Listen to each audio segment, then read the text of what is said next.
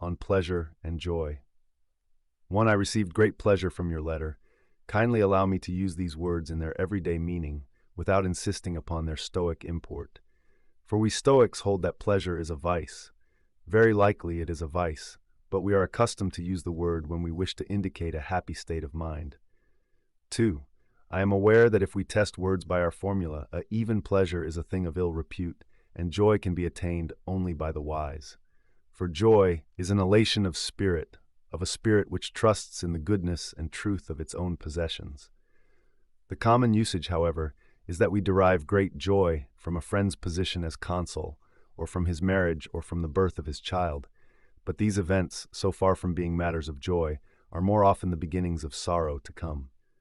No, it is a characteristic of real joy that it never ceases and never changes into its opposite. 3.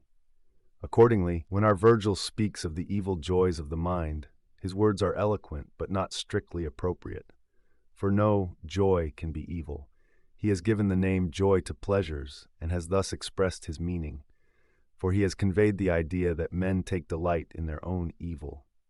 4. Nevertheless, I was not wrong in saying that I received great pleasure from your letter, for although an ignorant man may derive joy if the cause be an honorable one, yet, since his emotion is wayward and is likely soon to take another direction, I call it pleasure, for it is inspired by an opinion concerning a spurious good.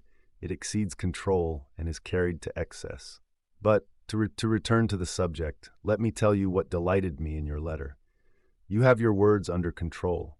You are not carried away by your language, or borne beyond the limits which you have determined upon.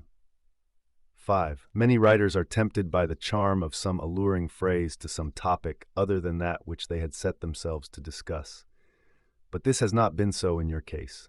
All your words are compact and suited to the subject. You say all that you wish, and you mean still more than you say. This is a proof of the importance of your subject matter, showing that your mind, as well as your words, contains nothing superfluous or bombastic. 6. I do, however, find some metaphors, not, indeed, daring ones, but the kind which have stood the test of use. I find similes also, of course, if anyone forbids us to use them. Maintaining that poets alone have that privilege, he has not, apparently, read any of our ancient prose writers who had not yet learned to affect a style that should win applause. For those writers, whose eloquence was simple and directed only towards proving their case, are full of comparisons, and I think that these are necessary, not for the same reason which makes them necessary for the poets, but in order that they may serve as props to our feebleness, to bring both speaker and listener face to face with the subject under discussion. 7. For example, I am at this very moment reading Sextius. He is a keen man and a philosopher who, though he writes in Greek, has the Roman standard of ethics. One of his similes appealed especially to me, that of an army marching in hollow square, in a place where the enemy might be expected to appear from any quarter, ready for battle. This, said he, is just what the wise man ought to do. He should have all his fighting qualities deployed on every side, so that wherever the attack threatens, there his supports may be ready to hand, and may obey the captain's command without confusion. This is what we notice in armies which serve under great leaders. We see how all the troops simultaneously understand their general's orders, since they are so arranged that a signal given by one man passes down the ranks of cavalry and infantry at the same moment. 8. This, he declares, is still more necessary for men like ourselves. For soldiers have often feared an enemy without reason, and the march which they thought most dangerous has in fact been most secure. But folly brings no repose. Fear haunts it both in the van and in the rear of the column, and both flanks are in a panic. Folly is pursued and confronted by peril. It blenches at everything. It is unprepared. It is frightened even by auxiliary troops. But the wise man is fortified against all inroads. He is alert. He will not retreat before the attack of poverty, or of sorrow, or of disgrace, or of pain. He will walk undaunted both against them and among them. 9. We human beings are fettered and weakened by many vices. We have wallowed in them for a long time, and it is hard for us to be cleansed. We are not merely defiled, we are dyed by them.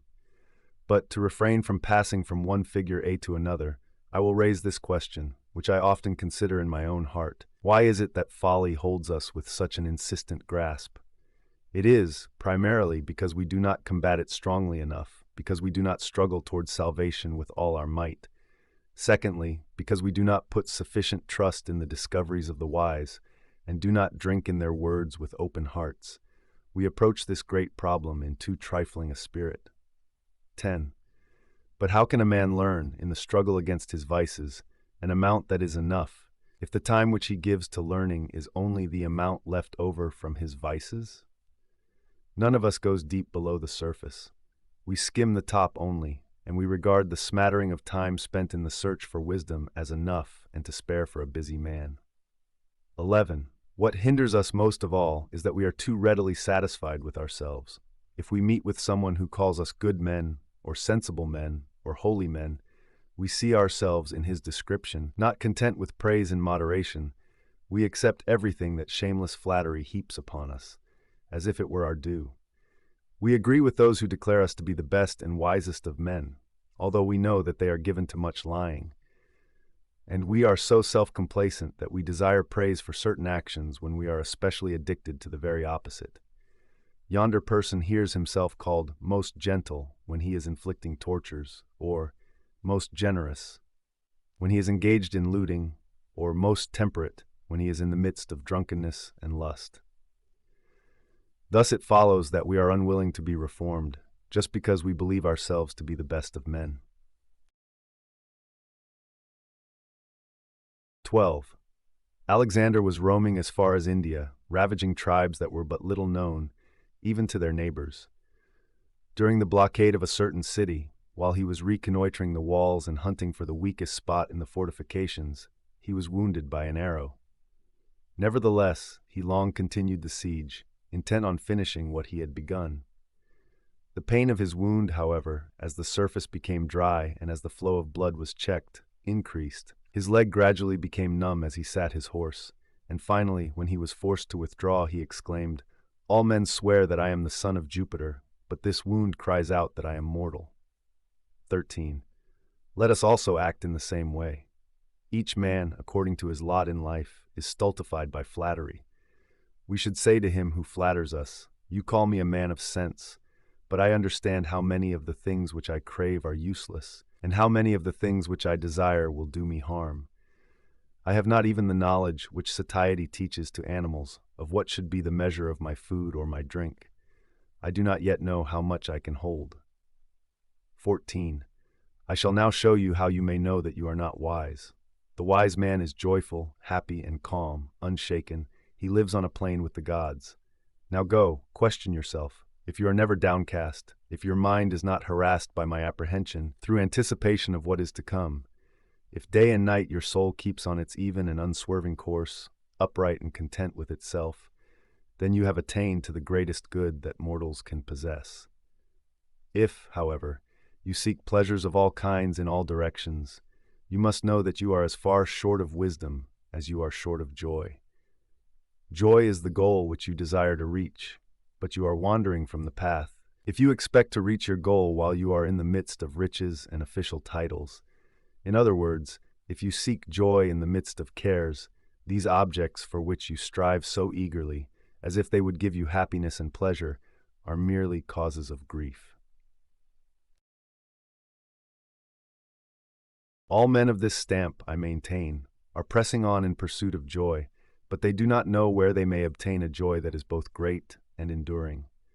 One person seeks it in feasting and self-indulgence, another in canvassing for honors and in being surrounded by a throng of clients, another in his mistress, another in idle display of culture and in literature that has no power to heal.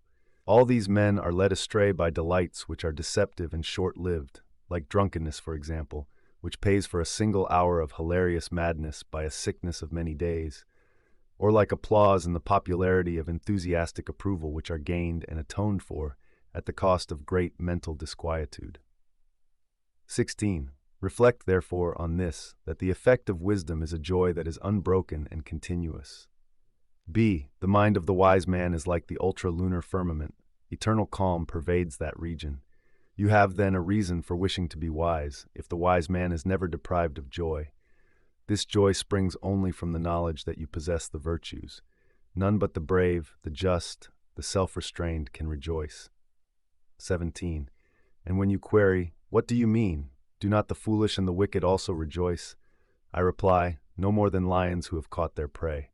When men have wearied themselves with wine and lust, when night fails them before their debauch is done, when the pleasures which they have heaped upon a body that is too small to hold them begin to fester, at such times they utter in their wretchedness those lines of Virgil, "Thou knowest how, amid false glittering joys."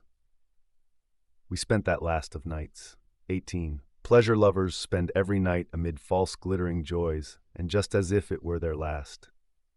But the joy which comes to the gods, and to those who imitate the gods, is not broken off, nor does it cease, but it would surely cease were it borrowed from without.